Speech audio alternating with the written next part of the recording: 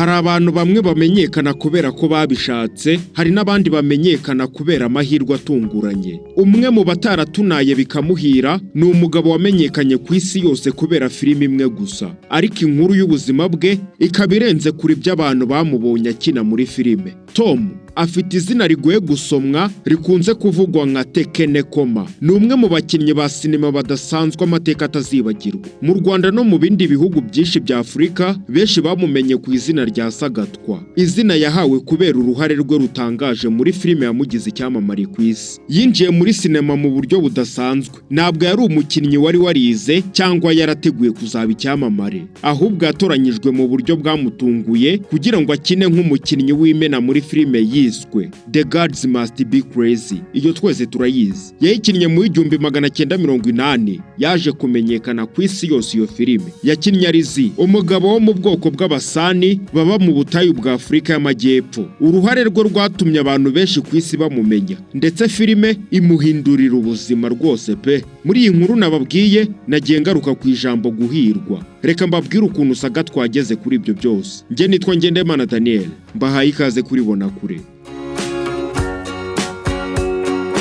Hagati mu butayu bwa Kalahari mu majyaruguru y'Iburasirazuba bwa Namibia niho dusanga imidugudu y'Abasan, ubwoko buzwiho kuba bumwe mu bwoko bwa kera muri Afurika. Aha ni mu gace ka umwe na nyaye. Ahatuye cyane cyane Abasan. Nubwo ari icyaro kiri kure y'imijyi minini, ni ahantu hafite amateka akomeye kuko abaturage baho bakomeje kurinda umuco wabo. Iyo ugeze muri iki cyaro, ikintu cya mbere ubona ni ubutayu bunini, imihanda y'umucanga, ibiti bitatanye ndetse n'imidugudu mito. Niho havuye umuntu wamenyekanye ku isi yose, ariwe Toma. Toma mwese mwahimbye izina Sagatwa, ari naryo ngiye kwifashisha nsobanura amateka y'uyu mugabo. Uruhare rwe rwatumye abantu benshi ku isi bamenya ubuzima n'umuco w'Abasan bo muri Namibia. Mu mwaka w'1981 nibwo Sagatwa yagaragaye bwa mbere muri sinema mu gihe yakinaga filime yitwaga The Gods Must Be Crazy. Yateguwe n'umugabo witwa Yasize w'umunyamerika. Wahisemo gukinisha Sagatwa igihe yari amusanze mu cyaro cya San Tribe mu majyepfo ya Namibia,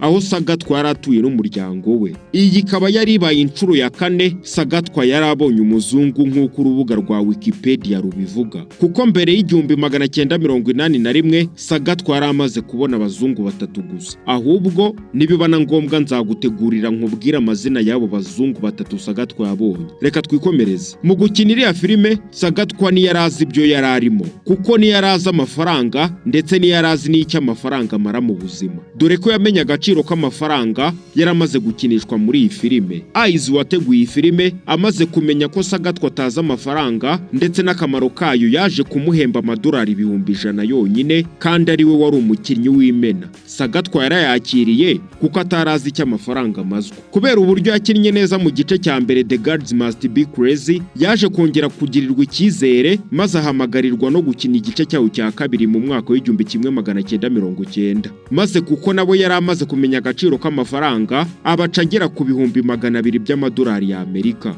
Icyo gihe ariko yumvaga ari menshi cyane nanone, ubwo yumvaga yakoze agashya nyine. Nyuma yo kurangiza icyo gice cya kabiri cya filime, Sagatwa yahise afata amafaranga yose akuyemo ashyirisha umuriro n'amazi mu gace yari atuyemo kose. Mu mwaka w'1994 yaje kongera guhamagarirwa gukina muri filime nshyashya. Iyo yayikiniye mu Bushinwa, ikaba yitwa Crazy Hong Kong, yakozwe na Fung Kong. Mu mateka ya Sagatwa akaba ari bwo bwa mbere yari yuriye indege. Icyo gihe yarageze imyaka 51. Nawe ku myaka ufite niba utaragira mu ndege, Nyagasani arakuzi humura.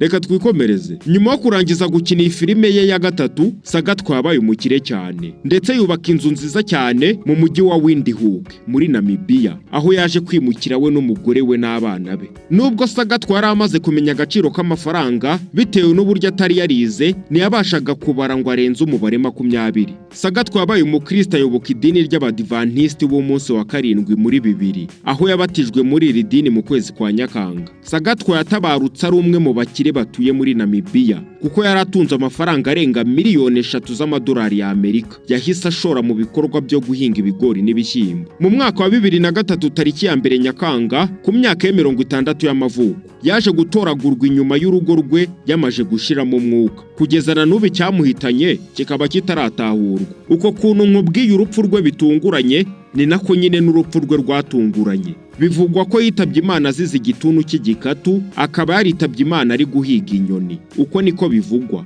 ariko ntabwo ayo makuru tuyahagazeho, buri wese yivugira ashatse. Tariki ya 12 Nyakanga nibwo yashyinguwe mu cyaro cya umwe muri Namibia. Akaba yarashyinguwe iruhande rw'ahashyinguwe umugore we wa kabiri, akaba yarasize abana 6. Zimwe muri filime yakinnye harimo The Gods Must Be Crazy igice cya mbere, Quarter Strike Back, Crazy Safari, Crazy Hong Kong, The Gods Must Be Funny in China, Sekai Urununu Zekaki. Izo ni filime zose yakinnye. Ngayo nguko rero, ayo ni amateka ya Sagatwa, umwe mu bantu bari kuruje kuri iyi si muri filime. Nge nitwa Ngendahimana Daniel, iyi ni Banakure. Mugira amahoro.